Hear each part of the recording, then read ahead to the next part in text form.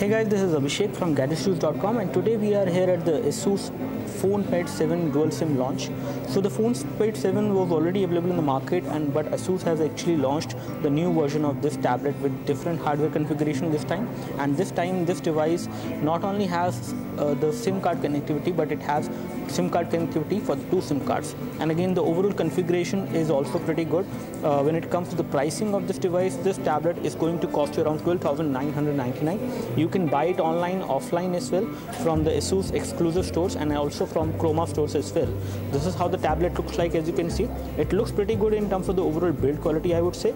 The front is actually glass, and it does not have the Corning Gorilla Glass protection. Again, this may be due to the pricing. The pricing of this tablet is pretty affordable. That is why they haven't used the Corning Gorilla Glass on the front. And again, when it comes to the bezel is again black, and it is kind of a thick bezel which we see. As far as the display size is concerned, the display size remains the same, just like the Fonepad 7 which we have seen earlier. The overall UI which we see on the device is also similar. So the UI is also the same which we have seen earlier, which is the Asus UI which is running on top of Android. So it is a customized UI, and again there is no lag of any kind.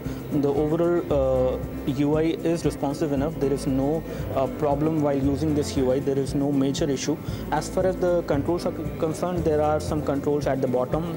The one over here actually allows you to see all the items which are running, and you can actually access certain applications which can run in a small window. You can do that. You have the home button, the back key, and the multitasking key as well. So all these buttons are touch capacitive buttons. The display is 7-inch on this device, and the resolution is 1280 into 800. So that is the display resolution, and it is kind of a WXVGA display. As you can see, it is a 7-inch display. The viewing angles of the display are also pretty good. It is an IPS panel, so the viewing angles are good, but they are not the best. That is something I can say. You can see some amount of color fading, especially when you view the screen from extreme angles, but again, you cannot expect much from a tablet at this price point.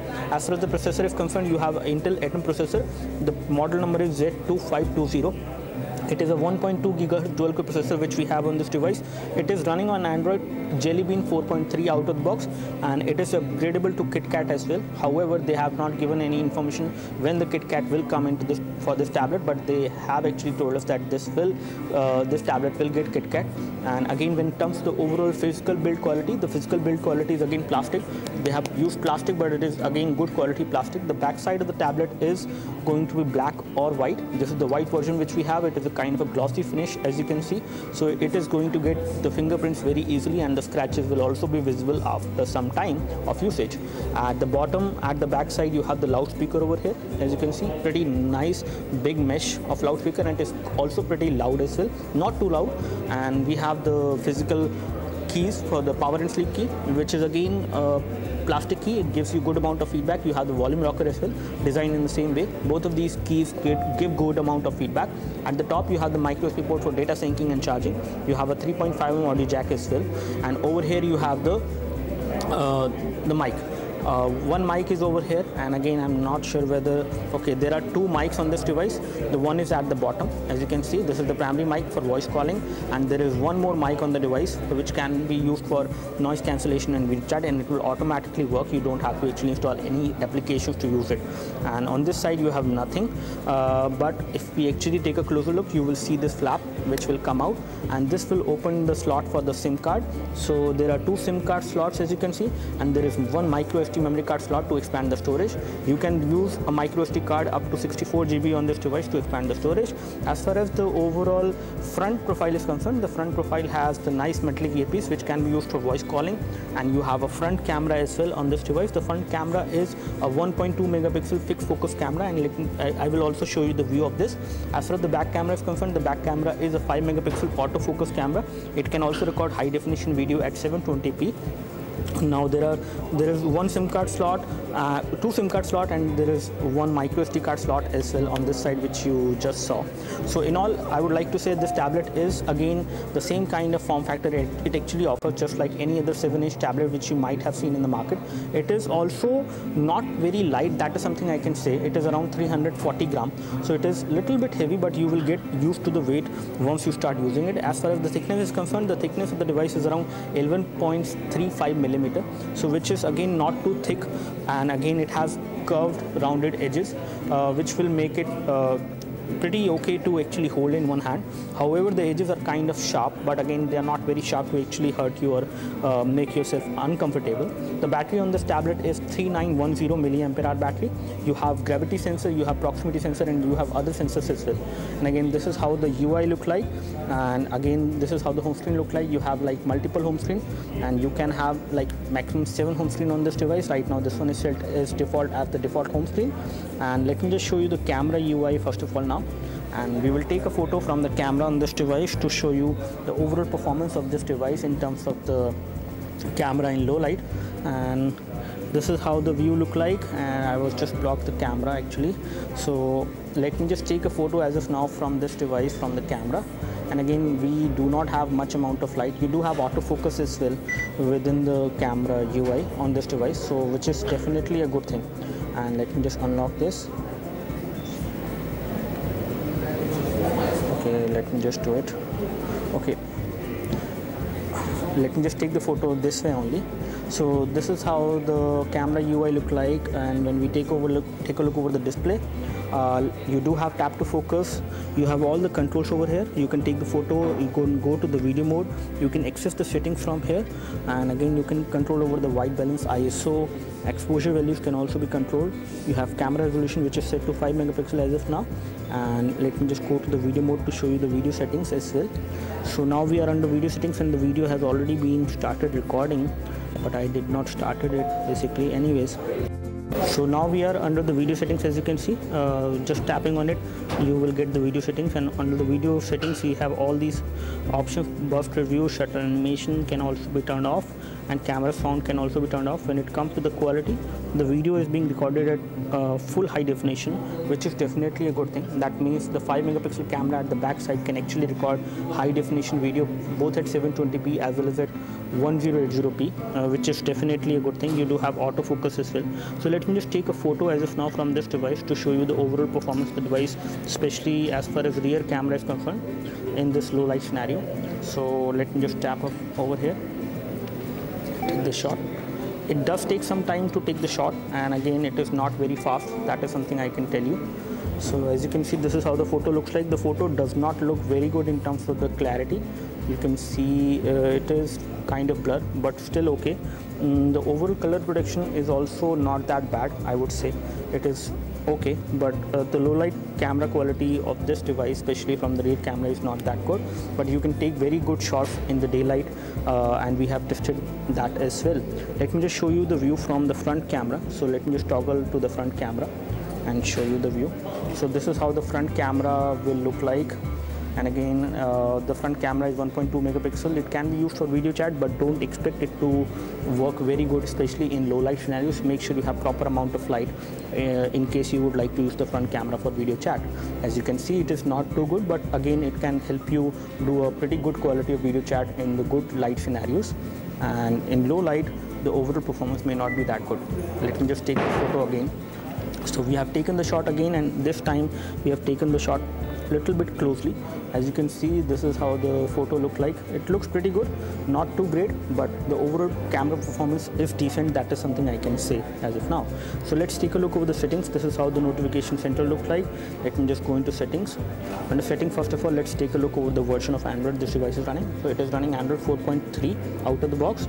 And when we take a look over the storage scenario, this device has 8 GB of internal storage, and out of which around 5.22 GB is available to the user, and as of now 4.47 is available, to be very precise. Taking a look over the sound settings, we have all the sound settings, but we do not have any additional sound settings as far as equalizer or anything else is concerned. Under the display, we do have support for automatic brightness as well, I guess. Okay, it does not have the ambient light sensor. That is something I can confirm now, and it does not support automatic brightness, so you will need to adjust the brightness, especially whenever you are taking this tablet out and out of basically in outdoors. You need to control the display brightness to see the tablet in different kind of scenarios, especially in sunlight. It is going to be difficult to read what is there on the display, because the screen also is kind of very reflective. You can easily notice that the screen on this tablet, the Fonepad 7, is very reflective, and there are times you might face some problem while reading the display, but again, in all, it is pretty good. You do have power management as well on this device, with which you can actually save the power on this tablet. The battery on the device is 3910 milliampere hour. It is a lithium polymer ion battery. It will give you around 10 hours of video playback as per the claims which have been made from Asus. But let's see, we will do a full review and we will tell you more about it. You do have ultra power saving mode as well, which will actually make sure that the Wi-Fi is disconnected and you get more battery. And you have an optimized battery mode as well, in which it will keep the battery life, but it will also keep the Wi-Fi on as well. So this mode is something which will keep your Wi-Fi on as well as your 3G connectivity on as well. You can always use the 3G on this device as well, but from the SIM card 1 slot you can use 3G. From the SIM card 2 slot you will not be able to use 3G. You do have GPS navigation supported as well on this device. You just need to enable that over here on the GPS satellite. You just need to check, and the GPS navigation does work on this device. From both the SIM card you can use GPS navigation. As far as apps is concerned, let me just show you the RAM scenario. This device has 1 GB of RAM, and let me just show you the current scenario as far as RAM is concerned. So as of now, there are a specific number of processes running. We are not running any specific game in the background, but the current status of the RAM indicates that out of 1 GB of RAM, 524 MB of RAM is being used, whereas 441 MB of RAM is free, which is pretty good, I would say. And when it comes to the overall sound settings, now when it comes to the other settings, as far as accessibility is concerned, you do have accessibility settings and other settings as well. You do have the option of managing the dual SIM card. You can specify which SIM card which you would like to use for data and which one you would like to use for voice calling. You can always make calls from any of the 2 SIM cards. Let me just show you the phone dialer now. So this is how the phone dialer look like, and again the phone dialer will give you the option of making the call either from the SIM card 1 or from the SIM card 2. When it comes to the messaging application, this is how the messaging application look like. Messaging application is again kind of stock Android. There is nothing new, but overall the interface is good. You do not have contents input or swipe to type supported on this device as far as the messaging application is concerned, but again typing on this device will not be an issue either in the portrait mode or in the landscape mode. But again, you won't be able to do the typing with one hand because it does not support contents typing, and again the weight of the tablet is little bit high, so in case you want to type on this device with one hand, it is going to be very difficult. That is something I can say. Now on AnTuTu benchmark, this device has scored pretty average, not too good, and again this kind of a benchmark score indicates that this device is going to be decent in terms of day-to-day usage, but for heavy usage this tablet is not going to be very useful. When it comes to the detail score, this is how the detail score look like for the UX, CPU, GPU, RAM and other things as well. And when we go back and if we take a look over the Ninamark score as well on this device. Before we go for the Ninamark score, let me just show you the configuration settings for the CPU. So we have an Intel Atom CPU running on this device, Z2520, 1.2 GHz, and it is okay. It seems to be a quad-core CPU. However, in the press release they have specified it as a dual-core CPU because they have like 4 cores as of now on the CPU, and it is running on 1.2 GHz. And we will confirm whether this device has a quad-core or a other CPU. When it comes to the system information, this is how the system information looks like. When it comes to the display resolution, the exact display resolution is not a 1280 into 800, but it is 800 into 1216 because some part of the display resolution is actually being occupied by these touch capacitive buttons which are there within the display. The Android version is 4.3 as we already told you, and the available RAM as of now on the device is 181 MB, unlike the one which we have seen earlier. The out of 1 GB you get around 964 MB of RAM on this device, and the available storage is 4.47, which we already showed you. As far as other settings are concerned, when it comes to the sensors, these are all the sensors which we have on this device. You have 3-axis accelerometer sensor. You also have magnetic field sensor on this device as well, which will help you do GPS navigation on this device. You have orientation sensor, proximity sensor, and you also have virtual orientation sensor as well. So in terms of sensors, this device is kind of equipped. Not too much sensors are there basically, but again for day-to-day usage these sensors are good enough to give you a good performance and usage. So as you can see, we just ran the Nina mark on this device, and the score which we have got is pretty good, I would say. It is 60.1 FPS. That means this device is equally capable of running any kind of graphic intensive game, medium graphic intensive game, or casual game. You can also run games like Modern Combat 4 as well on this device with this kind of FPS score. We will tell you more once we do the full review of this device. As far as the storage is concerned, the only problem which is going to be there is that this device has 5 GB of internal storage only. And again, with this 5 GB of internal storage, it will be difficult for you to actually install applications on the phone storage, because you will run out of phone storage at times. And when it comes to the storage, when it comes to SD card, I'm not sure whether you can actually install applications on the SD card or not. You do have a slot for the SD card. It is not showing the settings as of now, but I think you might be able to install applications on the SD card as well if they have allowed it for the same. But as of now, we cannot confirm that. So in all, I would like to give a thumbs up to the Asus Fonepad 7 dual SIM version, which is now available in India. It is going to be available within 2 days from now, and you can buy it online, offline as well, from other retail channels like Chroma and Reliance Digital as well. So it looks like a decent tablet to me, with voice calling and with dual SIM support, which you might be looking for in a tablet like this. In terms of the overall build quality, this device is really good, much better than the other tablets which I have seen in the market. In all, I would like to give a thumbs up. Do let us know if you have any specific question for this device. We would love to help you. You can like this video if this video helped you by clicking the like button below. You can subscribe to our YouTube video channel for more videos like this by clicking the subscribe button below.